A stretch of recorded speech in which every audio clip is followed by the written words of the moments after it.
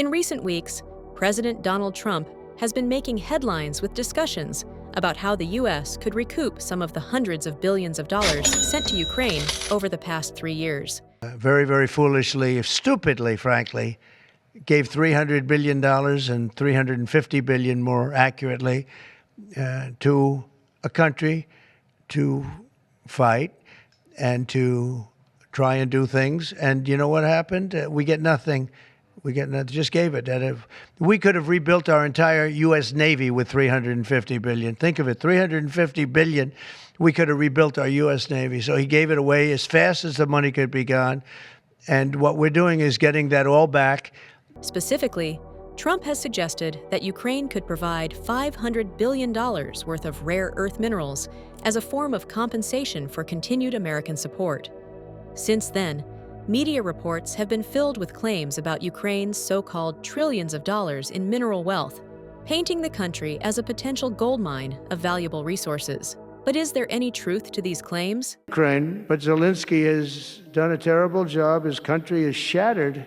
Rare earth minerals are essential for modern technology, from electric vehicle batteries to wind turbines, but they are expensive to extract and process. So, does Ukraine actually have the kind of mineral wealth that could justify Trump's demands? And even if it does, is it even possible for the U.S. to extract that value? In this video, we'll break it all down. We'll explain what rare earth elements really are, how much Ukraine actually has, and whether Trump's proposed deal is realistic. We'll also look at historical examples, like the U.S. mining push in Afghanistan, to see what lessons we can learn. Is this a strategic move or just political rhetoric? Stick around to find out. Rare earth elements, or REEs, are a group of 17 metallic elements found in the periodic table, including the 15 lanthanides, plus scandium and yttrium. They share similar chemical and physical properties, which makes them essential for numerous high-tech and industrial applications. Despite their name, rare earths are not actually rare in the sense of scarcity. Many of these elements are relatively abundant in the Earth's crust.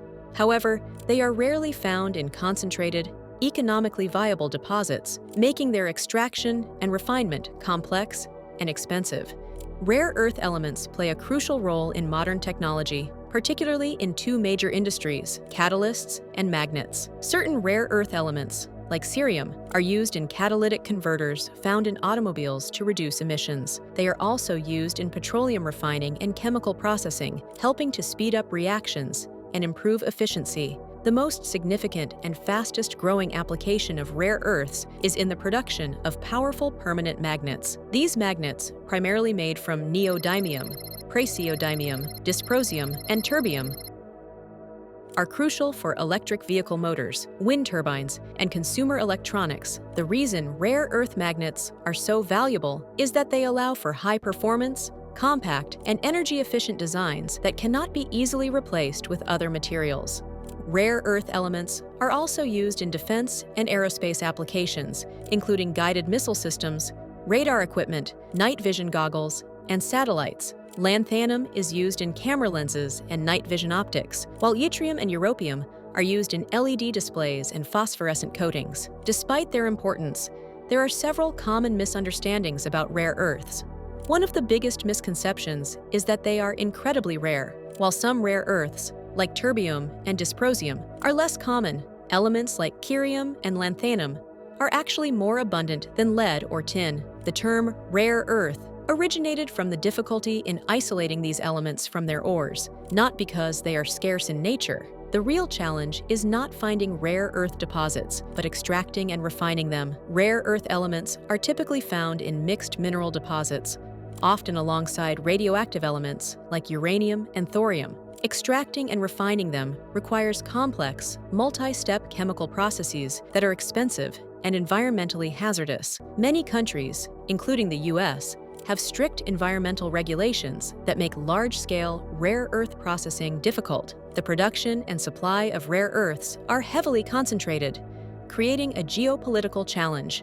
China controls approximately 80% of the global supply of rare earth elements and nearly 100% of the heavy rare earths, which are more difficult to mine and refine. This dominance isn't because China has the largest deposits, but because it has invested heavily in the infrastructure needed to extract and process these minerals, while maintaining relatively lenient environmental regulations compared to Western nations.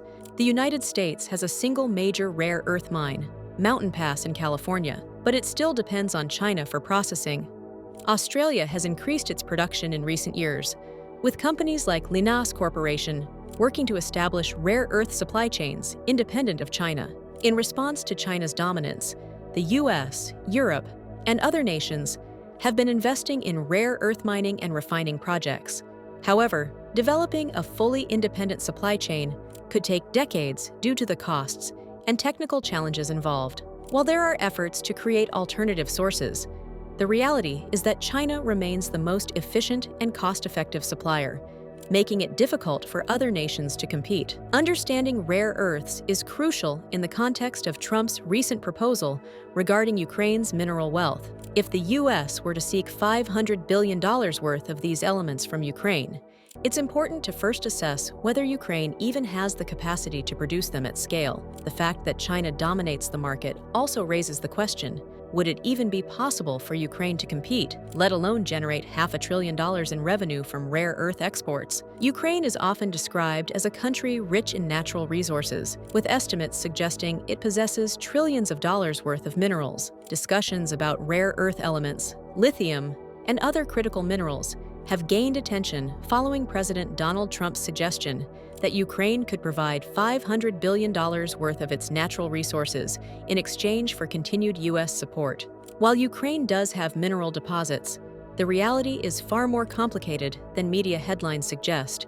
Geological surveys have identified 6 known rare earth deposits in Ukraine, yet none have ever been mined. The largest, the Noe Pole deposit, was discovered by Soviet geologists in the 1970s. After extensive research, they concluded that extracting rare earths from this deposit was too difficult and costly, making it economically unviable. This assessment remains valid today. Unlike China, which spent decades developing an advanced rare earth processing industry, Ukraine has no established infrastructure for mining or refining these elements. Even if the war ended immediately, it would still take years, if not decades, before Ukraine could develop a competitive rare earth industry. Ukraine also possesses significant lithium reserves, a crucial component for electric vehicle and renewable energy batteries. Some reports suggest Ukraine may have up to 500,000 tons of lithium, potentially the largest deposit in Europe. Before the war, Chinese and Australian mining companies showed interest,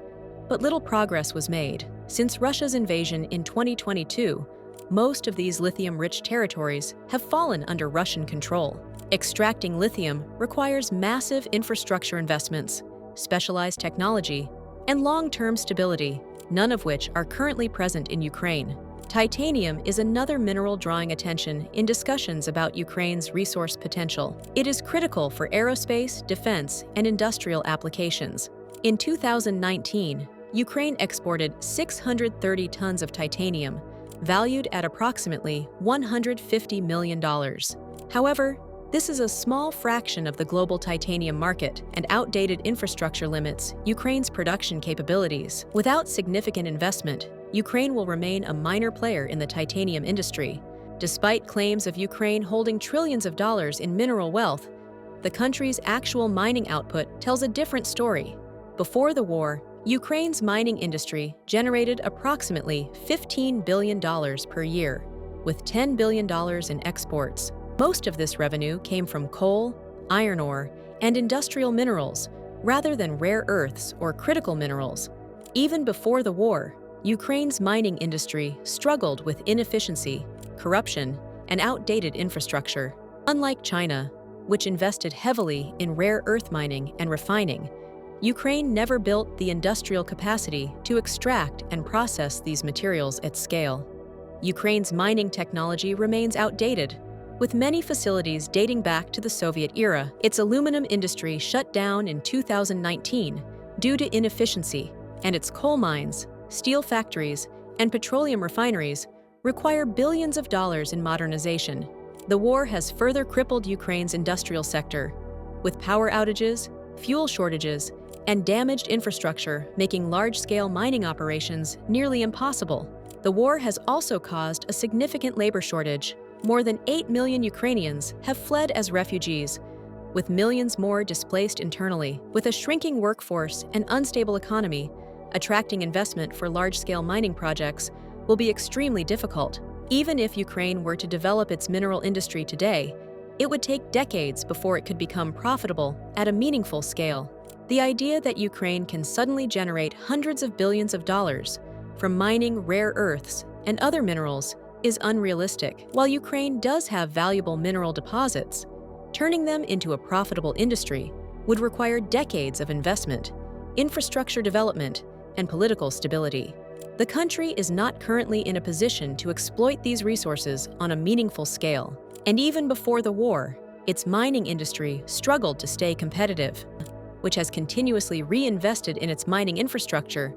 Ukraine has struggled with outdated equipment and inefficient production methods. The war has only worsened Ukraine's mining challenges. Since 2022, much of its industrial base has been damaged or destroyed by Russian missile strikes. Power outages and fuel shortages make large-scale mining operations nearly impossible. Additionally, a significant portion of Ukraine's mineral-rich territories are now under Russian control, further limiting its ability to develop a rare earth industry. Even if Ukraine could extract rare earths, it lacks the facilities to process them. The global rare earth industry relies on China, which controls nearly 100% of the heavy rare earth refining market. Developing its own processing industry would require billions in investment and decades of technological advancement, an unlikely scenario given Ukraine's current economic instability. These factors explain why Ukraine has never exploited its rare earth resources. The country faces financial, technological, and environmental barriers that make large-scale extraction unfeasible. Unlike China, which has invested heavily in rare earth mining and processing, Ukraine has never had the infrastructure or expertise to make rare earth extraction viable. Given these realities, Trump's proposal for Ukraine to provide the U.S. with $500 billion worth of rare earth elements seems unlikely. Even if Ukraine had vast reserves, it lacks the capacity to extract and refine them at scale. Developing a competitive rare earth industry requires decades of investment and technological advancement, none of which Ukraine has undertaken. Reports indicate that Trump's proposal includes not only half of Ukraine's mining revenue, but also control over key industries such as oil, gas, ports, and infrastructure. If implemented, such a demand would be greater than the reparations imposed on Germany under the Treaty of Versailles after World War I, which had significant economic consequences. This raises questions about whether a similar arrangement would be feasible for Ukraine, given its current economic situation. Before the war, Ukraine's total GDP was approximately $200 billion, making it one of the poorest countries in Europe in nominal terms. Even at full capacity, its entire economy would need to operate for 2.5 years to reach the proposed amount, assuming all revenue could somehow be allocated toward repaying the U.S. Since the war began in 2022, Ukraine's economy has faced major challenges, including damage to its industrial base, infrastructure destruction, and population displacement. With a significantly weakened workforce and economy, the country is still focused on recovery, making the prospect of generating $500 billion in resource-based revenue uncertain. Ukraine's mining sector was relatively small even before the war, generating approximately $15 billion per year, with most revenue coming from coal, iron ore, and industrial minerals. Even under normal conditions, it would take more than 30 years for Ukraine's mining industry to generate $500 billion, assuming full efficiency and no disruptions.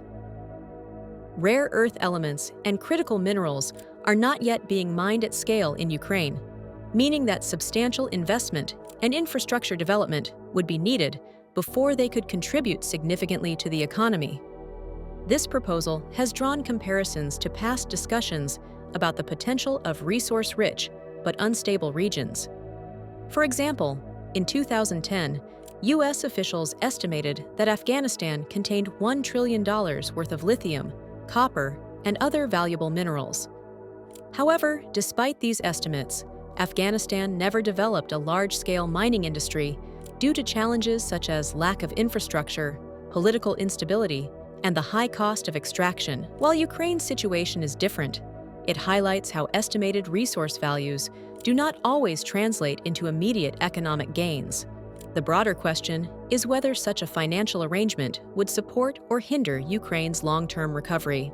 Historically, post-war economies have required international investment and economic restructuring to rebuild. If Ukraine were required to allocate a large portion of its mining revenue and key industries to foreign creditors, it could potentially impact the country's ability to recover and develop its domestic economy. Given these factors, the feasibility of Trump's $500 billion proposal remains highly uncertain. Ukraine's economy is currently not capable of generating that amount in a short time frame, and its mining industry does not yet have the infrastructure to extract and refine rare earth elements at scale. Additionally, the challenges associated with mineral extraction suggest that even if Ukraine has significant untapped resources, it could take decades to fully develop them. Throughout history, efforts to extract financial compensation from war-torn nations have often led to unintended consequences. Two key examples, the Treaty of Versailles and U.S. investments in Afghanistan, highlight the risks of relying on resource extraction as a means of economic recovery or debt repayment. These cases offer important lessons when considering whether Ukraine's mineral wealth could realistically be used to offset U.S. aid.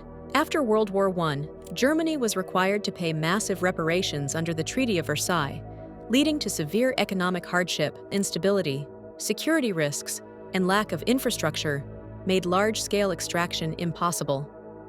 This serves as a reminder that simply having valuable minerals does not guarantee economic success.